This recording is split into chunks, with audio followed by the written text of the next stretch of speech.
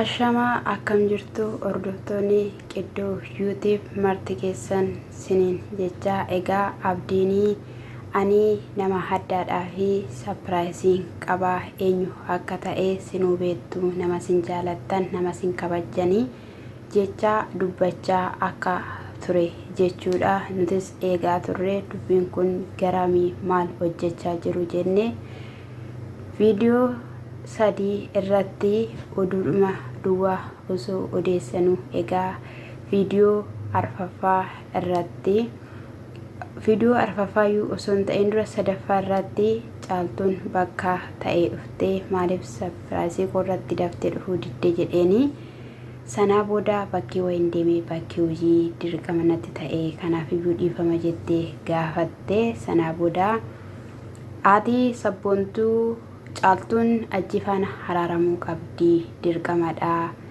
kanaafiyyuu jennaanii ishiin lakkii ani hin haraaramu ajjifaana walitti deebi'uu hin barbaadu jettee jechuudha. Ajjimoo bara keenaa filattaree jennaan bara keenaan filadha jette jechuudha.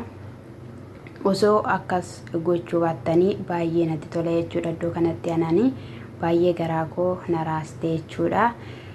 Waamee qanama dheebotee waamee qanama beelahee caaltuu jechuun rakkoo gurguddaa baay'ee keessa kan jiru jireenyi bitaa kan itti galee jechuun hin danda'amu. Hordoftoota maaliif akkas jettee hojjettaniitu ta'e bakka wanti ishii irratti hojjetame kuni akka ishiin tarkaanfattee miila ishii fudhattee hin deemne akka ishiin garaan kutanne ishii godheeyyuu ishii rakkisaa jira. Ganaammoo qorichadhaanii garmaamsisuun hin barbaachisu. Maaliif jennaanii maali jettee boruyyuu waan akkanaa kana yaaluu dandeessi waan ta'eef osoo kana filachiisuu baattanii baay'ee bareeda jedheen yaadahanii.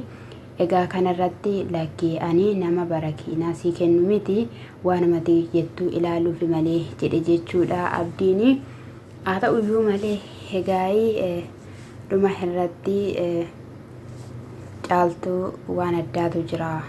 Wanti addaan jiru kun immoo mucaa keedha jedheen jechuudha. Lakkii ati biraankiina guutaa anis namanuu amman mucaa koo argutti jettee sanaa booda gaa osuma jedhanuu abdiin mucaa fidee dhufe jechuudha. Mucaan fidee yeroo inni itti ola seenuu caaltuun wallaaltee jechuudha.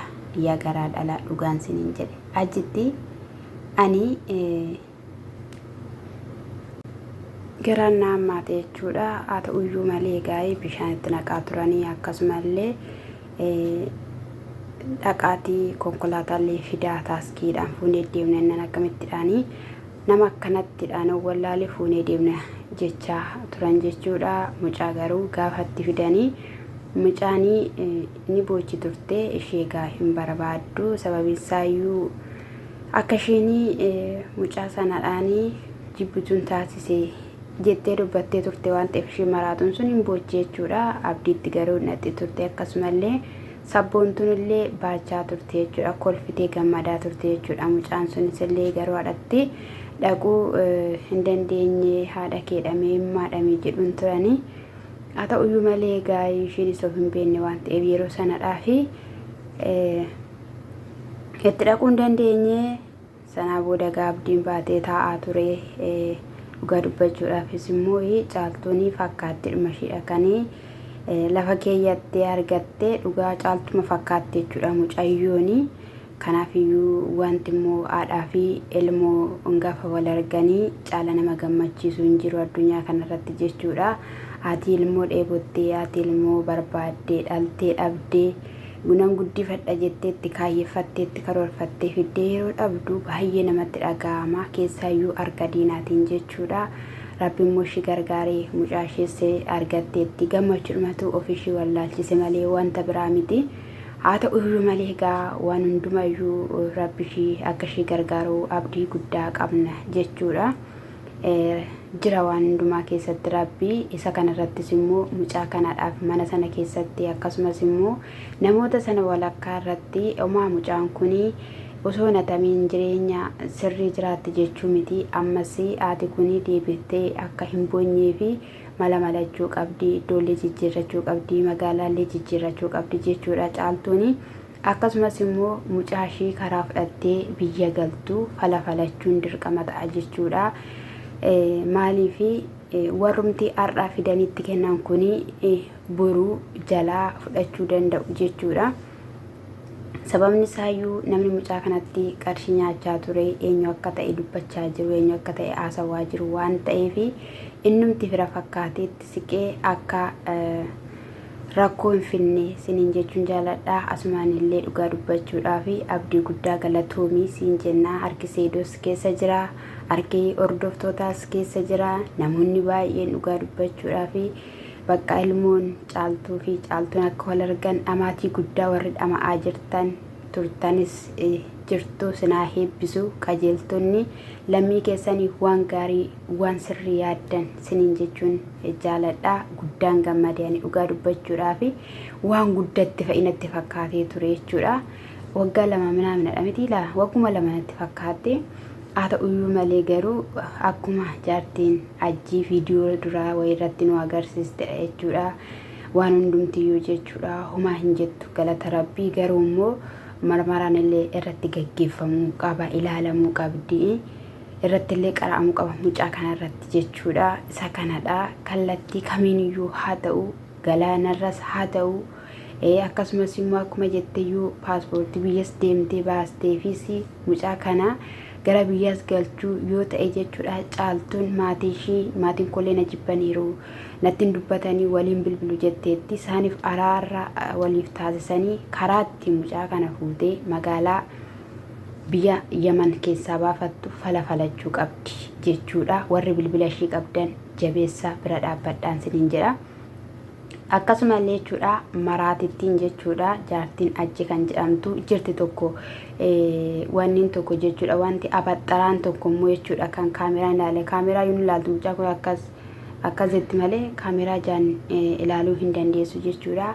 Haa ta'uyyuu malee egaa jaartiin achi rakkoo keessa jirti. Kallattii hundumaaniyyuu du'aayii godhaa, bukkee dhaabadhaa, Oromoon callisiina, seedoo fala malee kootuu baasii maal ta'e kan jettu sun jechuudha. Egaa ani Mustafaa bira deemeen ture jettee akka ishiin jettoota akka ishiin haasoftu osoo hin taane ani seeraaniin qajeelchee fi haasaa jechuudha. Na bilbileefini achi booddee mana isaatti na waamee gaafa mana isaatti na waamu dhiirota baay'eetu mana jira. Har'a nu bira buliiti buna nu danfisi manas nu xaragiiti carqees nu miiciteetu boruu iddoo mucaan jirtu sitti agarsiisa.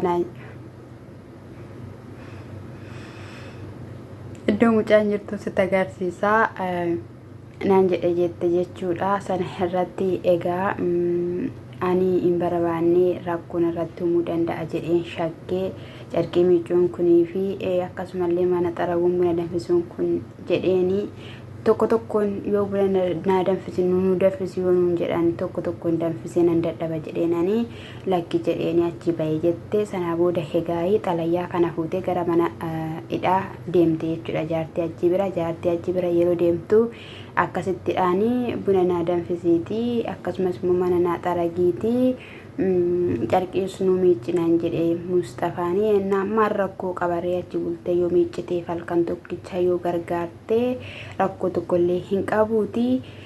Mucaa argachuuf mucaa ilaaluudhaaf ati amma bakka sanaa kanaa booddee dhaqiiti manas xaragii fiiti uccuus miiccii fi akkasittidha mucaa argeette.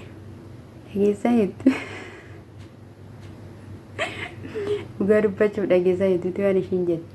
Waan ishiin dubbatte dhageessaniittu beekuma irraa isinii qabee jechuudha. Saafuu mee namni kana mee ani jaartii achi kana jechuudha. Afurri amaammee dhugaan siin jedhe xuraawwaadha. Xuraawwaa jechuudha. Akkam akka ishiin jettee ishii gorsitu isheen immoo tole naan dhaqa jetteeni akkasumas immoo kireemii dibadhuuti dhaqiiti. Yoo ati danfiftee fi kenniteef iyyuu hin dhuganii jetteen. Akkas yoo kireemii dibattee dhatte jechuudha. Sana booddee tole jetteen jechuudha. Akkasumas immoo iddoo maammuun itti awwaalamee jiru maammuudhaanii fuudhiitii sana booddee biyyaa baafannaa. Mucaas immoo fuudhetteen. Mucaan akka harka galte hin beekne mucaas fuudhiitii fuula keessaniin agarsiisinaati. Fuula nama harka mucaa Kiristoos ilma Waaqaa harka mucaa qinxis gochisiisitti kukkutiitii sanaa booddee viidiyoo waraabii poostii godhi fuula keessaniin agarsiisinaa jette. Eessatti akka isaan biyyaa ba'an lafa kam akka isaan naqan biyya kam akka isaan qopheeffatan ani hin beeku dhugaan siniin jedhe. Sana booda eesheetteen jechuudha.